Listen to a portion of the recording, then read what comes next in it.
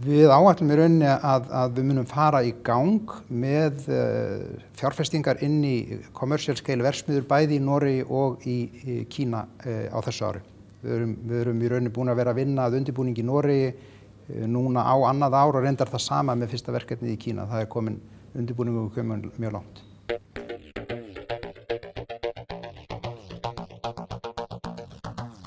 Íslenska fyrirtæki Carbon Recycling International leiðandi á heimsvísu við framleiðslu á grænu metanóli úr endurnýjanlegri orku og koltvísýringi.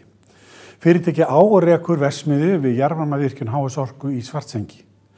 Metanólframleiðslan byggir á því að rafgreina vatn og framleiða þannig vetni. Síðan vetni kvarðað saman við koltvísýring úr útblæstri eða mengun orkuversins í Svartsengi. Sem sé, framleiðsla á grænu eldsneyti með vatni, raforku og útblæstri. Fyrirtækið vinnur nú að þróun verkefna í Kína og í Noregi. Til að ræða félagið og þessi verkefni í Kína og Noregi hingað kominn Sindri Sindrason, forstjóri Carbon Recycling International.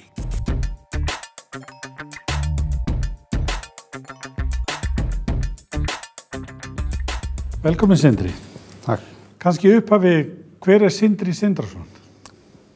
Já, ég Reykvíkingur, alinn upp í smábúðahverfi, gekk í Breiðagerðaskóla, réttarfarsskóla, MH og tók síðan viðskiptafræði í Háskóla Íslands. Þaðan fór ég byrjaði að fara að vinna fyrir apótekara, framkvæmdastjóri apótekarafélagsins. 81 tók ég við sem framkvæmdastjóri Farmakó og var þar í rauninni fram til 2003 í gegnum allar þær breytingar sem þar átt sér stað og í rauninni, já. Þannig að þetta svona bakgrunninn sem lengst af í lyfjageiranum. Ef þú kemur inn í Carbon Recycling hvenær? Ég kem inn í Carbon Recycling sennilega 2007 þar sem ég kom inn í þetta og frá 2008 var ég stjórnarformaður í fyrirtækinu og þannig ég fyrirtækið stofnað 2006 þannig að ég kem svona mjög snemma að borðinu og 2016 þá tek ég yfir sem framkvæmdastjóri fyrirtækisins. Hvað gerir Carbon Recycling? Carbon Recycling framleiðir endurnýjanlegt metanól. Metanól þekkt efnasamband og notað mikið við alls konar efnaiðnaði gegnum tíðina, í seinni tíð samt í auknum mæli í sem eldsneyti. En framleiðsla á endurnýjanlegu metanóli, við endum með sama mólekúlið í lokin, en það framleitt úr endurnýjanlegum orkugjöfum til þess að öðlast status sem endurnýjanlegt metanól og munurinn það að almennt metanól framleitt úr kolum eða jarðgasi sem að jarðgas mengar töluvert en kol mjög mikið en í okkar tilfelli þá ertu að nota endurnýjanlega orkugjafa til þess að framleiða þetta og í rauninni þú nýtir koltvísýring í framleiðslunni í stað þess að menga. Þið eru leiðandi í heiminum í þessu? Já, við erum í þessu sem kallað carbon capture and utilization. Það mikið talað þetta, mikið skrifað þetta og þú getur haldið að það veri mjög margir á fullri ferð.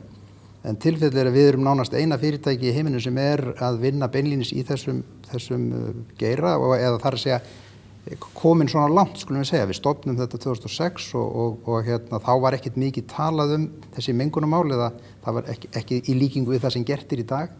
Þannig að við höfum töluvert mikið forskot á aðra í þessu. Hverjir eiga félagið?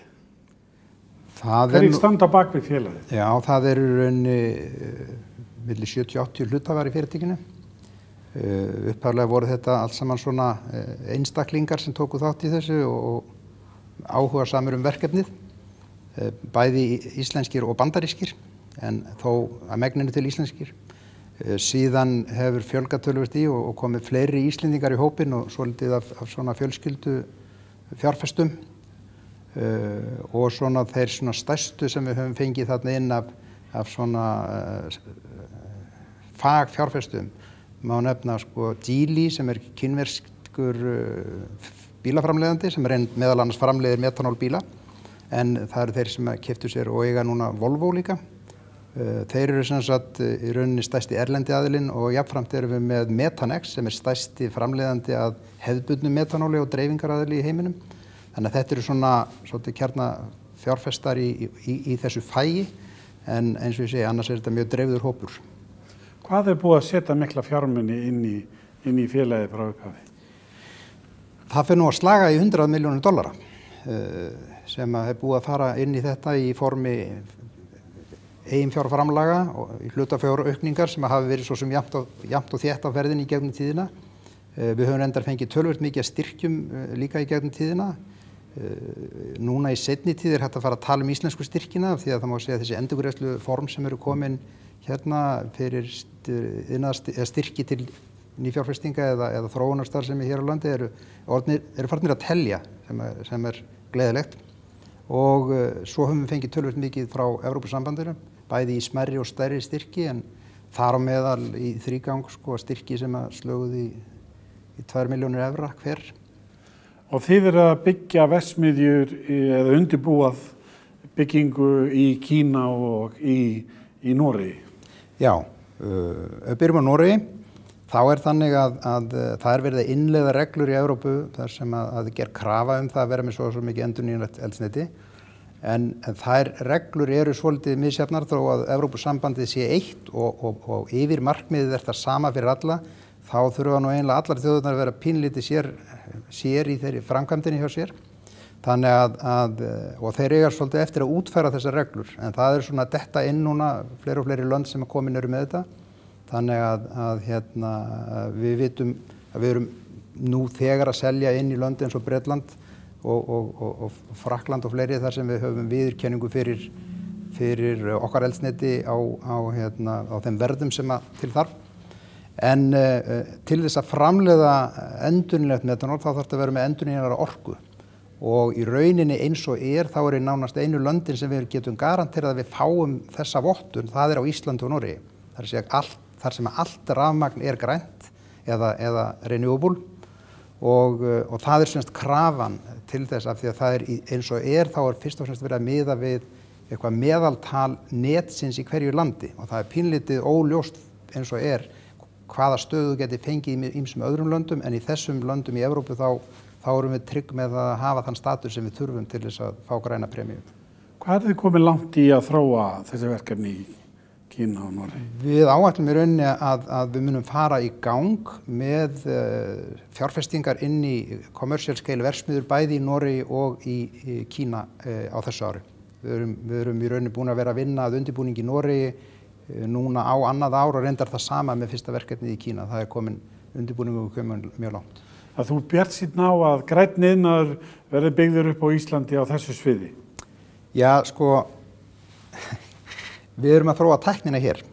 Við erum aftur ekki að selja mikið á Íslandi og það hefur ekki verið sérstaklega vel tekið í þetta. Olíufélögin hafa í rauninni ákveðið að taka etanól blandað bensín að utan. Þannig að við þurfum að flytja úr landi þar sem við seljum. Þannig að við erum ekki í dag að horfa til þess að byggja upp frekari framleiðslu á Íslandi fyrir en að markaðsaðstæður breytast hér. En við erum að undirbúa slíka fjárfestingu í Noregi og erum væntanlega að fara á stað með það. Þar ertu með mikið aðgengilega orku á stabilum verðum og frekar góðum verðum. Þú ert með gott aðgengi að mörkuðum, stutt á stóra markaði þar sem við erum kannski að horfa mikið til eins og bæði Frakkland og Bretland. Þannig að umhverfið á Íslandi í rauninni hefur ekki sérstaklega tekið vel í notkunina á þessu hér. Þannig að eins og þá erum við fyrst og fremst að horfa á erlenda markaði. Mér langaði að spyrja þig, þetta tækni sem að þið hafið þróað eða eigið, hvernig það? Já, þetta tækni sem við höfum þróað þannig séð frá grunni og hún vernduð, við erum með nokkur patent í kringum þetta. Hitt svona mál að það ekki síður ferillinn allur sjálfur sem að maður patentar ekki því að þá gefur maður upp öll leyndarmálin í leiðinni.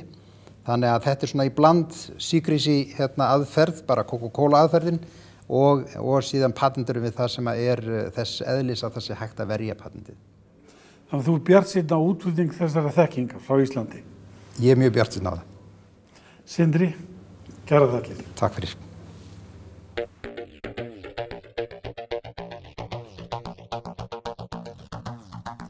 Mannréttindavaktin, Human Rights Watch, eru alþjóðleg samtök sem berjast fyrir auknum mannréttindum ásamt því að fylgjast með þróun þeirra og mannréttindabrotum allan heim.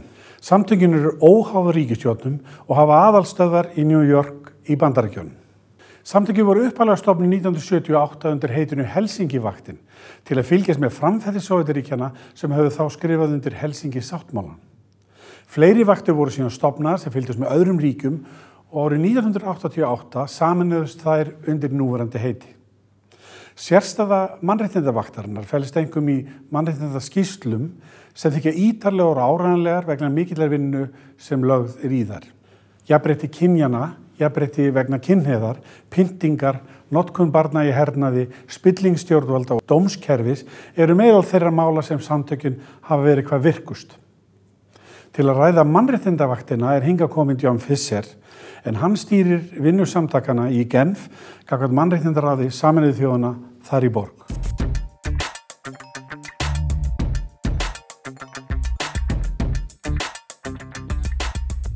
So welcome, John Fisher. Thank you. Can I start asking you where you're from and what's your background? Sure, I'm from New Zealand. Like Iceland, another small island nation with, I think, a good commitment to human rights.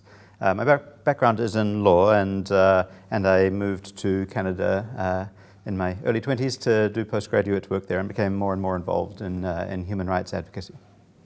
Why human rights? It's a good question. As a career? Why? Yeah.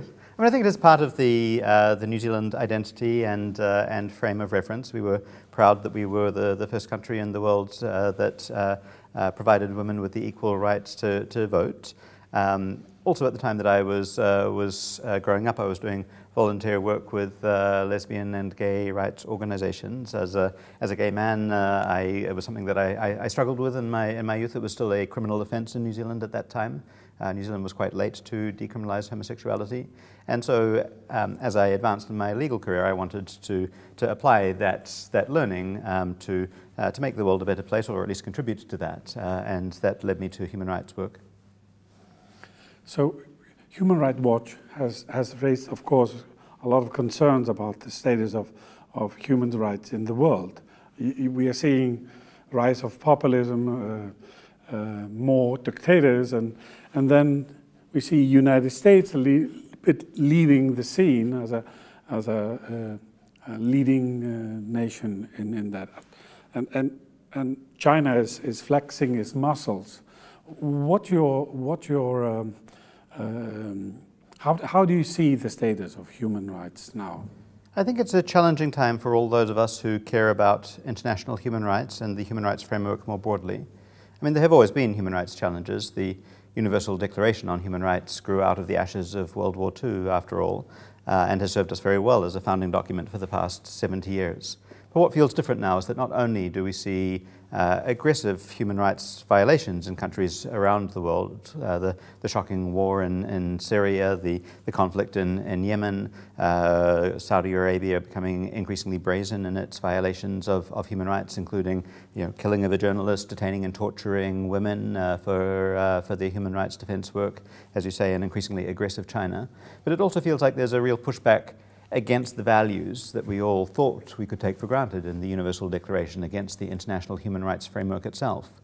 So increasingly we hear autocrats around the world saying that they don't care about the international human rights framework, dismissing the work of the UN, jailing human rights defenders and others who dare to criticize them, critiquing journalists as purveyors of so-called fake news, and pushing back against truth-based research such as organizations like ours seek to carry out. So it is a time when I think the core values feel like they're under threat.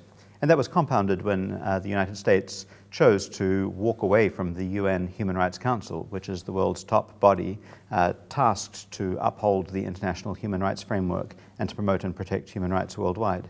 The US withdrawal from the Council was the first time in the Human Rights Council's 14-year history that any state has chosen to walk away. And many feared it would be the beginning of the end, that without the US at the table, others might follow suit and the whole framework could fall apart.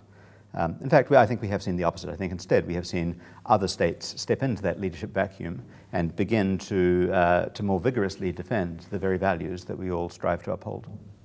What should be our response? What should be the response to this this development? I think the responsibility is now on all of us, all individuals and all states who care about international human rights, to share the burden of ensuring that perpetrators are held to account, that victims of human rights violations worldwide are offered the protection that they deserve, and that we strive to maintain the integrity of the international human rights system. We were encouraged that Iceland stepped into the gap left by the United States when it withdrew from the Human Rights Council, and as a small country has been demonstrating that it is possible to make a big difference. And I think that helps to set the bar high and pave the way for others as well to consider what they can do to ensure that human rights violators are held to account. So everyone has a responsibility? Everyone does, yes. And I would say part of our frustration sometimes in our international human rights work is we often speak to delegates from many different governments, many of whom will agree that yes, the situation in Saudi Arabia is dire, somebody should do something about that, or who agree that China is increasingly exercising its muscle on a global scale and applying internationally the same suppression of freedom of expression that it applies to dissidents at home. But again, many states say someone should do something about that, but aren't willing to take the lead themselves. And unless states step forward and exercise leadership and responsibility, then good initiatives will never get off the ground, and that then contributes to a climate of impunity where rights violators feel that they can do what they want and won't be held to account. Can I ask you about the United Nations Human Rights Council? What is it actually doing? Is it doing anything of a value? We believe that the UN Human Rights Council has a vital role to play in protecting and promoting human rights. I mean, firstly, if we didn't have a Human Rights Council, then there really would be nothing, and violators of human rights would feel that they could act in complete impunity. One of the things an organization like Human Rights Watch seeks to do is to bring the violations and the violators out of the shadows and into the glare of international attention. And often it's only once a state finds itself under international scrutiny that it feels some responsibility to change its behavior, to address the root causes and concerns. I recall a few years ago there was a joint statement led by Ireland at the time on Azerbaijan, where a number of human rights defenders, journalists and others had been jailed just for critiquing the government. And in that statement a number of the individuals were named, and within the course of the year a number of them were released. We understand that part of the rationale for the releases was to try and avoid that international glare. Of course, it doesn't mean that the government hasn't continued with some of the areas of concern. We also saw that in relation to a number of initiatives led by Iceland at the Human Rights Council. And we were, I think, encouraged that when Iceland stepped into the vacant seat left by the US when it withdrew from the UN's human rights body, it recognized also a responsibility to address some of the human rights violations taking place in countries around the world. So, for example, at the session of the Human Rights Council that concluded very recently in March, Iceland presented a joint statement on Saudi Arabia and brought attention both to the brutal murder of the journalist Jamal Khashoggi in their own embassy in Istanbul, as well as the detention and torture of a number of women's human rights defenders, and some of the laws that also needed reform in order to respect the international human rights framework. Since that time, Saudi Arabia has in fact released a number of the women who were named in that statement, and many of them have been brought on for trial, whereas previously they had been held for 10 months or so without any trial, without any appearance. So it shows that that kind of international scrutiny can have an impact, and that the Human Rights Council has a valuable role to play. The challenge is that often these states will respond when they feel that they are under the spotlight, but once the glare of attention moves on, will revert back to their own ways, or their old ways. And so for that reason, we also encourage states like Iceland to follow through on the joint statements with more formal initiatives, such as a resolution that would put in place the kind of ongoing monitoring and reporting on human rights violations in countries like Saudi Arabia and the Philippines, another country on which Iceland has led. And with those more structured formal mechanisms of the Human Rights Council bringing attention, there is a real chance to turn the corner. Can I ask you, Iceland became a member of the Council when the United States stopped being there, and now we still have like half a year left as a member of the Council. How is Iceland doing? Yes. Your assessment. Sure. And Your critical assessment. I think there are very positive things to report. The fact that Iceland did lead on a joint statement on Saudi Arabia really brought international attention to the human rights situation in that country at a time when it was needing it most. Many countries that we spoke with agreed that something should be done but weren't willing to take the lead themselves. Many countries have bilateral relationships with Saudi Arabia. It's an oil-rich country. It invests heavily. It pushes back against its critics. That's one of the reasons it's so intolerant of those who dissent or who criticize the government, such as women's human rights defenders who find themselves in jail, such as the journalist who was murdered and dismembered in their own consulate. And so there really was a need, and at a time when nobody else was stepping up, Iceland did. So that's something to be commended. And the other thing that I thought was very powerful about the way in which Iceland led on the joint statement was it wasn't really conditional. Many states will say, well, okay, yes, we'll move forward on this initiative if we feel that enough other people are supporting us. Iceland just said, we're going to do this, who's with us? And once they make that commitment, then others do fall into line. So you can expect small nations to contribute? Very much so, and it's, I think it's often inspiring the extent to which small nations can make a big difference. The other thing that we're appreciative of is, I think, at a time when everyone was very depressed about the state of international human rights, and for good reason, and when that was compounded by the US walking away, there was really a feeling of despair. Is this the beginning of the end? Will other states follow suit? Will the whole framework fall apart? And instead, I think we've seen the opposite. We've seen smaller nations who care about the international framework step into that gap and demonstrate what is possible with goodwill, with vision and commitment. It also helps us in our work to go to other states and say, well, look, if Iceland is leading on the Philippines and Saudi Arabia, why can't these other states pull their weight and also lead on country initiatives? We've seen some states like Norway be very strong on a resolution on human rights defenders, Sweden on a resolution on extrajudicial executions, but shy about then applying those general principles to specific country situations. Can I ask you that a lot of the news we hear on human rights or human rights violations are, of course, negative, and the picture is pretty bleak. Are you optimistic that on this work in the coming years? I am by nature an optimist, and sometimes it can feel very difficult to maintain that approach, given just the challenging environment in which we all live. But I am inspired both by the individuals, the human rights defenders, the people who come to the Human Rights Council to tell their stories, but also by the states who receive those stories and respond. And by the commitment of states like Iceland, who have decided that they want to use their time on the Human Rights Council to good effect. And by bringing initiatives, for example, on the Philippines, for example, on Saudi Arabia, are really making a difference in the daily lives of the people who are affected by those violations, but setting the bar high for other states and demonstrating just what can be possible. John Fisher, thank you very much. Thank you very much.